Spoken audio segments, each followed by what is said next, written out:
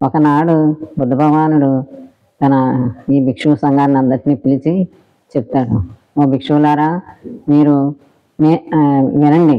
ఎలా అంటే నేను దివ్యములైనటువంటి మానవ సంబంధాలన్నిటి నుండి అనేక పాశ బంధాల నుంచి విముక్తుడనయ్యాను. మీరు కూడా అలాగే అవ్వాలి. కాబట్టి మీరు ఏం చేస్తారు, నేటి నుంచి మీరు ఈ ధర్మాన్ని అన్నిటినీ ప్రకటించడానికి వెళ్ళాలి. ఎలాగ వెళ్ళాలి? ప్రజలకు సుఖార్థముగా హితముగా ఈ ధర్మాన్ని మీరు బోధించాలి. దేవమానవులైనటువంటి మనుషులందరూ జ్ఞానాన్ని తెలుసుకునేలాగా మీరు చక్కగా వారికి హితముగా సుఖార్థముగా అర్థమయ్యే రీతిలో సహజంగా మీరు ఈ ధర్మాన్ని బోధించడానికి బయలుదేరి వెళ్ళండి. ఒక్క మార్గంలో ఇద్దరు వెళ్ళకూడదు, ఒక్కొక్కరు ఒక్కొక్క మార్గంలో వెళ్ళి దీన్ని ప్రకటించండి. ఎలాగా? పరిశుద్ధమైనటువంటిది, హితమైనటువంటిది, మళ్ళా కేవలం ఈ ధర్మాన్ని మీరు ప్రజలకి సులభ రీతిలో అర్థమయ్యేలాగా ఈ పరిశుద్ధమైన ఈ బ్రహ్మచర్యాన్ని ప్రకటించి అర్థమయ్యే రీతిలో చెప్పాలి మీరు. అప్పుడు అందరం అర్థం చేసుకుంటాను. అసలు మన ధర్మాన్ని చెప్పలేదనుకోండి, అల్ప దోషాలు ఉంటాయి మానవుల్లో. ఆ దోషాలు ఉన్నవారు ఇలాంటి ధర్మాలను వినకపోతే చెడిపోతారు. వింటే ఏమవుతారు? వింటే మహానుభావులు అవుతారు, జ్ఞానులు అవుతారు. కాబట్టి మీరు ఎల్లెడలా మీరు ఈ ధర్మాన్ని ప్రకటించండి, అందరినీ ఉద్ధరించండి.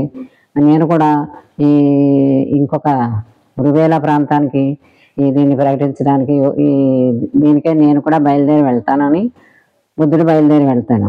వీళ్ళందరూ కూడా నెమ్మదిగా ఈ భిక్ష సంఘాన్ని పెంచుకుంటూ అలా భిక్షాటనం చేసుకుంటూ ఈ ధర్మాలన్నింటినీ ప్రజలకి బోధిస్తూ వెళ్తారు. అందరూ కూడా ధర్మాన్ని చెప్పేవాళ్ళు లేక వినలేదు, కానీ చాలామంది విని ఆశ్చర్యంపోయి అబ్బురపడి ఈ బుద్ధుని బోధనలకి ఆకర్షించబడి ధర్మంలోకి వస్తూ ఉంటారు. చక్కగా నడుస్తూ ఉంటుంది. అనేక మంది గుంపులుగా వచ్చి ఎక్కడెక్కడ ఎంతో దూరాల నుంచి వచ్చి వినటానికి వస్తారు. విన్నాక సంపద ఇవ్వండి, దీక్ష ఇవ్వండి, మమ్మల్ని ఉత్తీర్ణం చేయండి అని అడుగుతూ ఉంటారు. మళ్ళా బుద్ధుడి దగ్గర తీసుకొచ్చి ఇదంతా చేయించడం. బుద్ధుడు అలాగే చాలా సంఘం ఏర్పడుతుంది, చేస్తారు. చాలా కష్టతరం అయిపోయింది. ఈ సంఘం పెరిగి కొద్ది ఎక్కడెక్కడి నుంచో తీసుకొచ్చి ఇవ్వటం, ఇదంతా కష్టతరమయ్యి బుద్ధుడు ఏం చేస్తాడో ఆలోచించి మీరు భిక్షువులకి ఒక మాట చెప్తారు. ఎలా అంటే మీరు ఎక్కడ వారు అక్కడ మీరు ఉపసంపద ఇవ్వండి, వాళ్ళని ఉత్తీర్ణులు చేయండి, వాళ్ళకి దీక్ష ఇవ్వండి, ధర్మాన్ని చెప్పండి అని అనుమతిస్తారు. అక్కడ నుండి ఎక్కడ వాళ్ళు అక్కడ ఈ భిక్షువులు చక్కగా వాళ్ళకి ఉపసంపద ఇచ్చి ధర్మాలు చెప్పి మార్గం చూపిస్తూ ఉంటాను. అక్కడికి చాలా బౌద్ధ మతం ఈ ప్రకారంగానే ఎంతో ఉన్నతికి వెళ్ళింది. ఎంతోమంది భిక్షువులు, వేల మంది భిక్షువులు తయారయ్యారు. ధర్మాన్ని చెప్తూ ఎంతో మంచి స్థితి అన్నమాట బౌద్ధ మతానికి ఇప్పుడు. అలాగే ధర్మం చెప్తూ ఒక చోటకి కాకుండా అనేక చోట్లకి భిక్ష తీసుకుంటూ వాళ్ళకి ధర్మాలు చెప్తూ ఈ భిక్షువులు అలాగ సంచారం చేస్తూ ఉంటారు.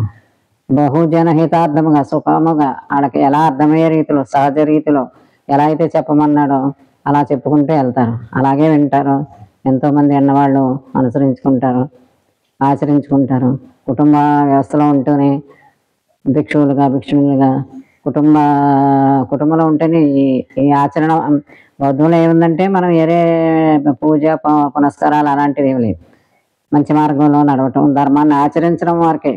ధర్మాన్ని ఆచరిస్తే మా నడత బాగుంటే ఎలా ఉంటుంది, మానవులు మంచి ఉత్తములుగా ఉంటారు. మంచి ధర్మమే దైవం అని ఒక భావం అన్నమాట. అలా ధర్మపరులుగా ఉంటారు. అదే బుద్ధుని యొక్క ఆలోచన.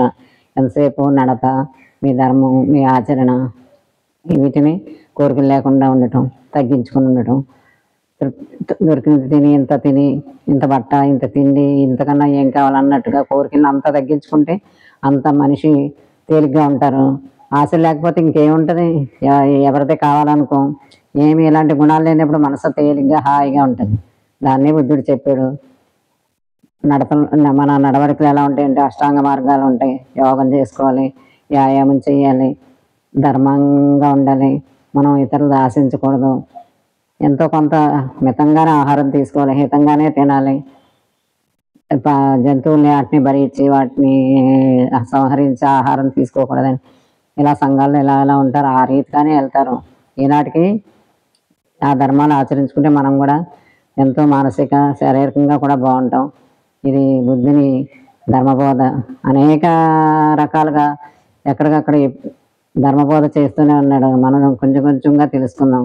ఇది మనం ఏం బౌద్ధ మతం తీసుకోకపోయినా బుద్ధ ధర్మాలు, ధర్మం జ్ఞానం ఎవరు చెప్పినా వినాలి. వినకపోతే ఏం చెప్పాడు బుద్ధుడు? వినకపోతే అచ్చడిపోతారు, వింటే మహానుభావులు అవుతారు, మహాజ్ఞానులు అవుతారని చెప్పాడు. మరి దాంట్లోంచే మనం కూడా కొంత తీసుకుని మనం అన్వయించుకుని మన నడతలో, మన దినచర్యలో, మన జీవితంలో మనం కూడా దాన్ని ఆచరించుకోవచ్చు. ఎవరు చెప్పినా జ్ఞానం వినవలసిందే, ఆచరించుకోవాల్సిందే. ఎవరు బాగుపడతారు? విన్నవాళ్ళు బాగుపడతారు, ఆచరించుకున్న వాళ్ళు బాగుపడతాం. రేపొద్దున ఇంక మళ్ళీ మాట్లాడుకుందాం.